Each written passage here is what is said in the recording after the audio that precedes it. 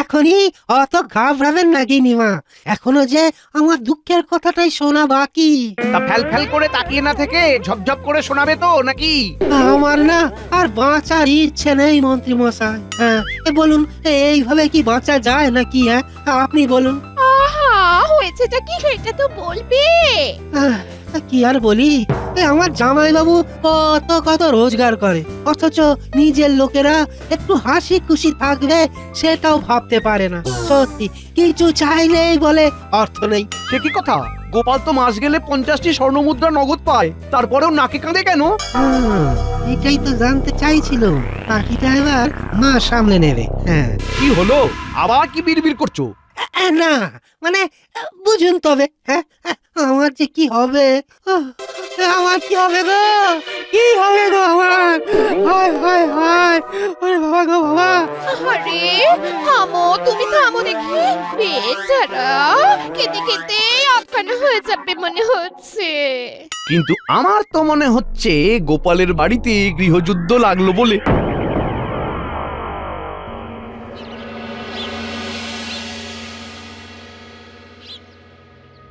দেখ দেখ দেখ, তোর ভাইয়ের কি অবস্থা হয়েছে দেখ। আহারে, ছেলেটার মুখের দিকে তাকানো যায় না গো। সেই তো ভাই আমার যেন দিন দিন কেমন শুকিয়ে যাচ্ছে। শুকাবো না তো কি? হ্যাঁ, জামাইবাবু তো মনে মনে তেমনই ভেবে রেখেছে। হ্যাঁ, ছি ছি ছি ছি ছি ছি ছি ছি, শুনতেও লজ্জা। ওর মতোই তো অর্থ উপার্জন করে বাকি সভাসদেরা, তবু সবাই কেমন রসে বসে আছে, কিন্তু তোর জামাই বাবুরই অভাব যেন কাটে না। মনে হচ্ছে আমাকে নিয়েই জোর আলোচনা চলছে। আলোচনা নয়, বলো সমালোচনা। হ্যাঁ, সে কি? কেন গো, কি এমন করলাম আমি? কিছু করলে তবে তো বাঁচতাম, কিন্তু তোমার হাত দিয়ে তো কিছুই গলে না। ওই আর সবাই তো কেমন এটা ওটা সেটা করছে, শুধু তোমারই খালি নাকে কান্না থামে না। হ্যাঁ, আমার মতো বাজে খরচ তো আর বাকিদের নেই, তাই তারা সবটা সামলে নিতে পারে, আমি পারি না। বলি আর কত রকম ভাবে আমার মা ভাইকে অপমান করবে তুমি। তুমি তো ঠিক মতো ভাবনা চিন্তা করে খরচ করো না। হ্যাঁ, সেই জন্যই তো বলি মাসের বেতন প্রতি মাসে প্রথমেই গিন্নির হাতে দিয়ে দেবে, তাহলে কিভাবে কি খরচ করে কোথায় কত টাকা জমানো যায় আমার মেয়ে দেখিয়ে দেবে। হ্যাঁ, ভালোই বুঝতে পারছি। এদের হাতে বেতনের সবটা জমা হলে কিছুই আর বেঁচে থাকলে না, তাই আমাকে অন্য ব্যবস্থা করতে হবে।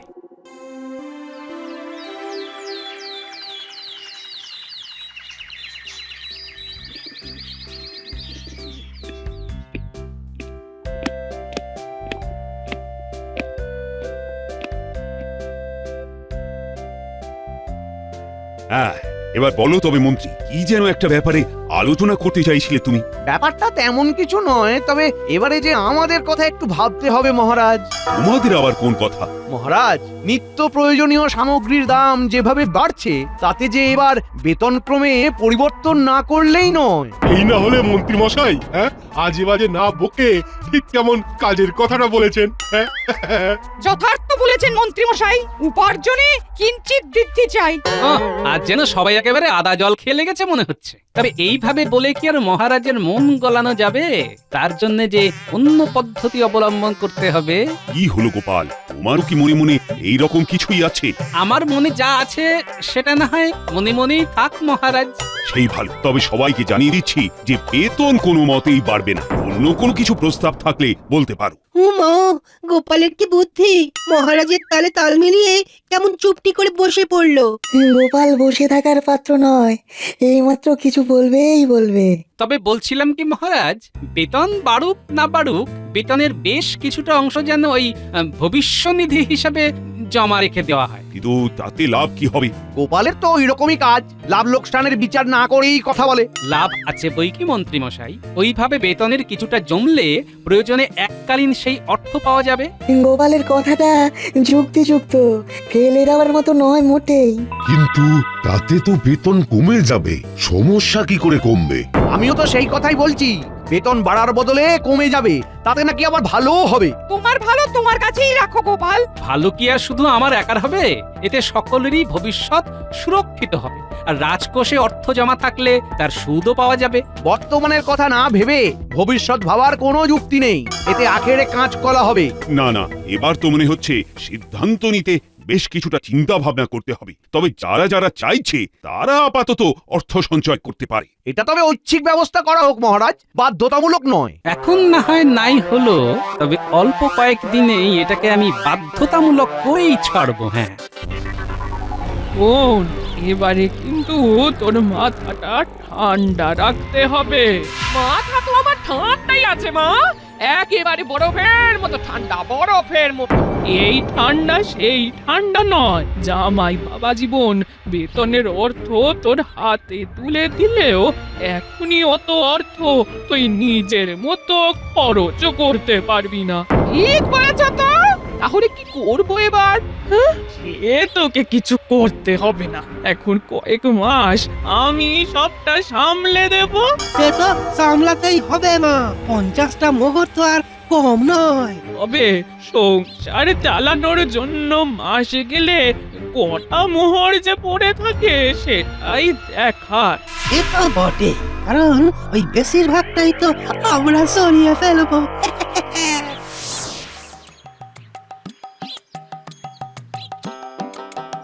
এই নাও গিন্নি, তোমার সংসার এবার তুমি সামলা। ও মা, এইসব মোহর আমার? তবে নয় তো কি, হ্যাঁ, বেতনের অর্থ তোমার হাতে তুলে দিলাম, এবার আমি ঝাড়া হাত পা। দায়ও নেই, দায়িত্বও নেই। কয়েকদিন পরে দেখবে মোহরও নেই, সবটাই আমরা মায়ের ছেলেতে সরিয়ে নেব।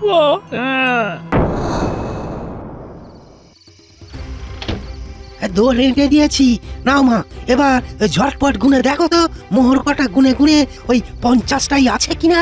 আরে বাবা, সেটা দেখবো বলেই তো মেয়ে আর জামাইকে সান্ধ্য ভ্রমণে পাঠালাম।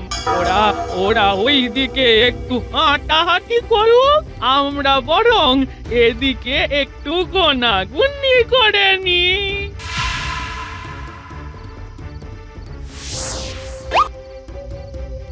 কি গুনে তো দেখছি 40টা মোহর আছে। কিন্তু তা কি করে হয়?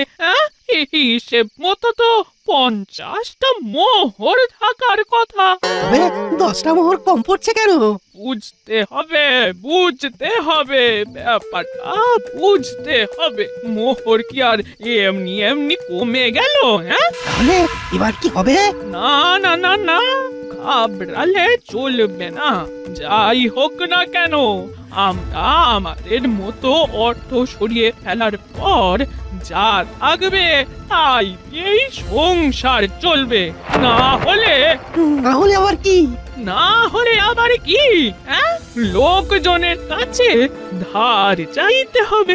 গোপালের নামে ধার চাইলে গোপালের মান সম্মান বাড়বে না নিশ্চয়। এই অর্থ সরিয়ে রাখলে বাপ বাপ বলে যা আছে সব বের করে দেবে। হ্যাঁ, যাক, তাহলে এবার একটু একটু করে তোর বুদ্ধিটা খুলছে দেখছি। এবার শুধু বুদ্ধি নয় গো, দেখবে আমার হাতও কেমন খুলবে। মানেটা কি? আরে মানে আবার কি, মানে ওই যে আমি ওই হাত পাততে শুরু করব, 1 সপ্তাহ পর থেকেই ওই ধার চাইতে বেরিয়ে পড়বো। হ্যাঁ,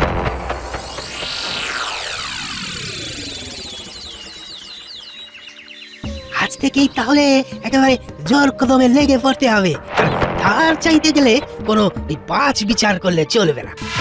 আরে বাস, এ তো দেখছি মেঘ না চাইতেই জল। কার কাছে ধার চাই? হ্যাঁ, ভাবতে না ভাবতেই একেবারে 3 মক্কেলের দেখা পাই। ব্যাপার কি ভাই, আমাদের কাছে কি চাই? আহা, ও কি বলেছে যে ওর কিছু চাই? খামোখা আগে থেকে কেন চাপ দাও ওকে? না না, এই কথাটা রাজকবি মশাই খুব একটা ভুল বলেননি গো। চাই তো বটেই, আর সেটা এখনই চাই। কি চাওয়ার কথা বলছো তুমি? অন্ন নাকি বাসস্থান? সবকিছুর জন্যই তো এবার আপনাদের কাছেই হাত পাততে হবে আমাকে।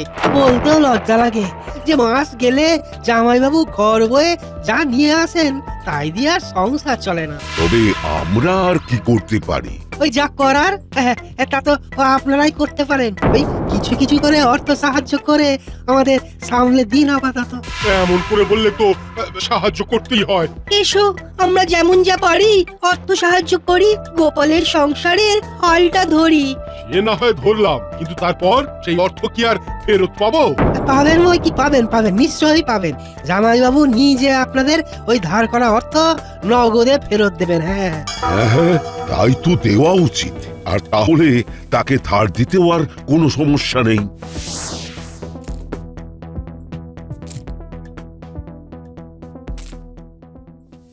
তবে বাপু, এই দেখো, তোমার উপর ভরসা করেই মোহরগুলো দিলাম, তুমি আবার ওই ভরসা করে দিও না জানো। হ্যাঁ, কি যে বলেন রাজ সেনাপতি মশাই। হ্যাঁ ওই আমার উপর ভরসা না থাকলেও ওই আপনাদের গোপাল ভাঁড়ের ওপর তো আছে। হ্যাঁ এরপরে বাকি কাজ তো সেই করবে। তাতেই তো খেলা জমবে। যেমন যা দেওয়ার তা তো দিলাম, এবার তবে এলাম। সভাসদদের থেকে যেমন যা সংগ্রহ করে ফেললাম, এবার ওই সাধারণ মানুষদের মধ্যেও ধার চাওয়ার ব্যাপারটা ছড়িয়ে দিতে হবে। হ্যাঁ যাই যাই, ওখান থেকেই শুরু করি। হ্যাঁ বলো কি গো, গোপাল দাদার এমন অবস্থা। আমাদের কি কিছু করতেই হবে? যতটুকু অর্থ সাহায্য করার করি, তারপরে তো বলছে গোপাল দাদা একটু সামলে গেলেই শোধ করে দেবে। হ্যাঁ, তোমাদের এই সাহায্যের কথা কখনো ভুলবো না গো, কখনো ভুলবো না। একদম ভেবো না, গোপাল দাদা সব শোধ করে দেবে, বুঝলে? আর যদি না করে তবে মহারাজ তো আছেনই, তার কাছে গিয়ে তোমরা অভিযোগ করবে, তবে তো আর গোপাল দাদা তোমাদের ঠকাতে পারবে না। হ্যাঁ আমি এখন আসি, কেমন? হ্যাঁ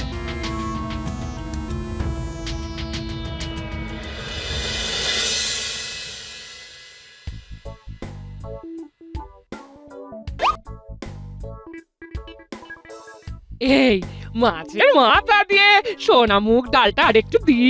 হ্যাঁ না না, থাক থাক, এত কিছু তো হলো। তোকেও বলি হানি বাবা, ওরকম দি দি করতে আছে নাকি? হ্যাঁ জামাই কি বলবে যে দাও? তোকেই তো দেখে শুনে দিতে হবে। এরপরে সর্ষে ইলিশ আর চিংড়ি মাছের মালাইকারিও তো আছে, সেটা নিয়ে আয়। এরপরে আবার এত কিছু? তাহলেই দেখো, দায়িত্ব নিয়েই তোমার গিন্নি কেমন গুছিয়ে গুছিয়ে চালাচ্ছে। তাই তো দেখছি, বাড়িতে বেশ ভালোই খাতির যত্ন হচ্ছে, কিন্তু হিসেব তো মেলাতে পারছি না। কি গো, কেমন করে চালাতে হয় দেখছো তো? হ্যাঁ সে কি আর দেখতে পাচ্ছি না? ওইভাবে কি দেখছো বলো তো? বাড়িতে নতুন আসবাব, শাড়ি, রূপোর বাসনপত্র সবই তো ঢেলে আসছে দেখছি।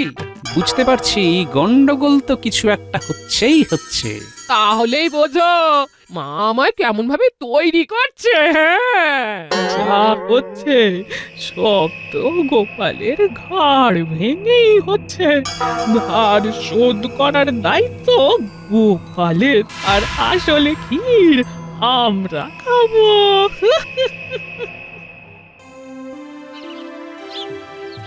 গোপাল কোথায় গেল? তাকে তো দেখছি না। এই তো মহারাজ, গোপালের নাম নিতে না নিতেই গোপাল হাজির। তাই তো, তা ব্যাপার কি গোপাল? তোমার শরীরে যেন আলাদাই একটা জিল্লা দিচ্ছে।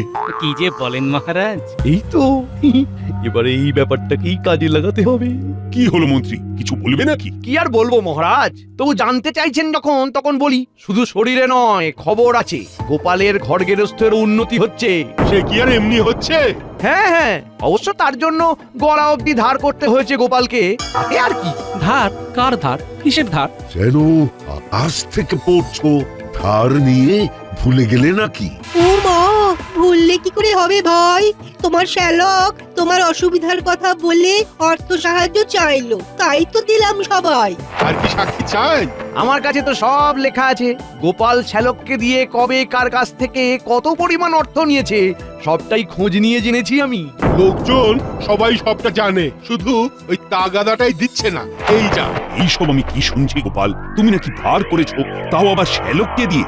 বুঝতে পারছি আমাকে বেশ পরিকল্পনা করেই জালে ফেলা হয়েছে, তবে এটাও বুঝতে পারছি যে যেভাবেই হোক এই জাল আমাকেই কাটতে হবে।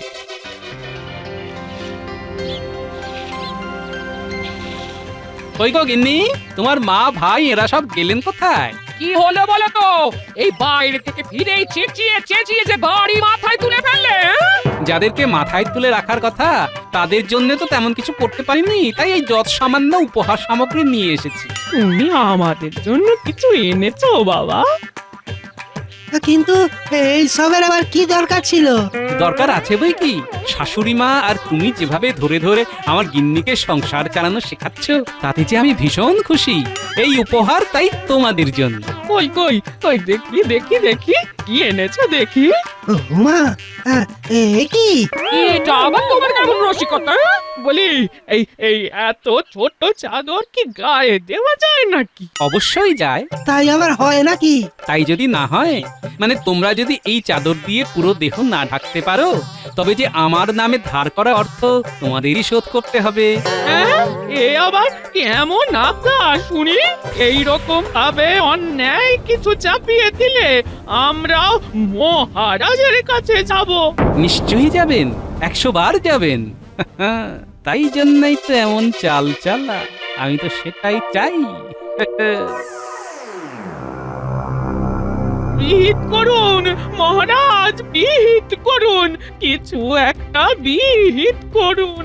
আরে আরে আরে হয়েছেটা কি সেটা তো আগে বলবে নাকি? এই তো, এই দেখুন না মহারাজ, জামাইবাবু এই ছোট্ট চাদরটা দিয়ে আমাদের গোটা দেহ ঢাকতে বলছেন।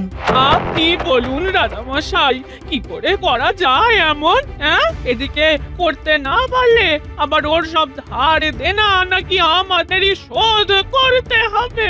সে কি গোপাল, এই অসম্ভব কাজ কি করে করবে ওরা? এটা কি গোপাল নিজে করতে পারবে? পারবো মন্ত্রী মশাই, কেন পারবো না? এই যে দেখুন দেখুন, কই ভাই দাও দেখি, চাদরটা চাপিয়ে দাও। কি কেমন মজা? হ্যাঁ, এটা ঢাকা দিতে গিয়ে যে ওটা বেরিয়ে পড়ছে গোপাল। কি গোপাল যে নিজের চালে নিজেই কুপকার। হ্যাঁ, দেখুন দেখুন মহারাজ, গোপাল পর্যন্ত পারছে না। এটা কেমন হলো গোপাল? কেমন আবার হবে? এই যে এমন হলো। এই মরেছে, এটা কি হলো? ঢাকলাম আর ঢেকে গেল। কিন্তু এটা তো ধোঁকা দেওয়া হলো, এটা কি উচিত হলো? এটাই তো হওয়া উচিত মহারাজ। চাদরের মাপ অনুযায়ী যেমন পাটাকে ছোট করে নিতে হয়, তেমনি আয় অনুযায়ী ব্যয় করতে হয়। আমার শাশুড়ি আর শ্যালক সেটাই ভুলে গিয়েছিল। বোঝো কাণ্ড, কিভাবে কি মিলিয়ে দিল গো? তবে সেই ভুলের জন্য ধারের অর্থ এখন আমার শাশুড়ি আর শ্যালককেই শোধ দিতে হবে। আমাদের পক্ষে এটা সম্ভব নয়। আমাদের কি আয় আছে যে আমরা শোধ করব? হ্যাঁ, ও মা গো, তার মানে শুধু গোপালের অর্থে বসে বসে খাবো আর ঘোট পাকাবো? রাজসভার বাইরে পাওনাদারদের গাদা ভিড়, আপনি নিজের চোখেই দেখবেন। চলুন মহারাজ। তাই নাকি? চলো চলো দেখি দেখি। ওই তো মহারাজ এসেছেন। সবাই একসাথে বলো তাহলে, গোপাল ধার করা অর্থ দিচ্ছে না। আমাদের অর্থ ফেরত দিতে হবে। না হলে মহারাজ আপনাকেই একটা ব্যবস্থা নিতে হবে। অনেকের কাছ থেকেই তো অর্থ সংগ্রহ করেছে মনে হচ্ছে। আমি বা এত অর্থ কোথায় পাবো মহারাজ? আপনিই বলুন, তাহলে কি করি? মান বাঁচাতে আমাকে তো এবার রাজ্য ছেড়েই চলে যেতে হয় দেখছি। গোপাল তাহলে পালাবে বলছে? ও তাহলে গোপালের সংসারের কি হবে? এমন কিছু হতে পারে ভেবেই তো ভবিষ্যনিধির কথা ভেবেছিলাম। আপদে বিপদে ওই সঞ্চয় কাজে লাগবে। তবে তো সঞ্চয়টা সরকারিভাবেই হওয়া দরকার। না না, এমন যার বুদ্ধি তাকে কাছছাড়া করতে পারবো না। তাই ধার করা অর্থ যদি শোধ করতে না পারে, তাহলে রাজ্য ছাড়তে হলে ছাড়বে গোপালের শাশুড়ি আর শ্যালক। বেশ বুঝতে পারছি যে এই কাজটা ওরাই নিজেদের স্বার্থ সিদ্ধির জন্য করেছে। কিন্তু ওই ধার করা অর্থ কি আর সবটা আমাদের কাছে আছে মহারাজ? আপনি আর একবার ভেবে দেখুন মহারাজ। যা ভাবার ভাবা হয়ে গেছে। যেমন যা বললাম তেমন না হলে এইভাবে ধার দেনা জালিয়াতি দায়ে তোমাদের আজীবন জেলের ঘানি টানতে হবে। আমাদের ক্ষমা করে দিন মহারাজ, এমনটা আর হবে না। তা বললে তো এখন আর চলবে না। না না না না না, তাহলে তাহলে ওই জেলে যাওয়ার থেকে আমাদের চলে যাওয়াই ভালো। এই ছিল তবে আমাদের কপালে। হ্যাঁ, কি ভেবেছিলাম আর কি হলো। তাহলে আমাদের ধার দেওয়া অর্থের কি হবে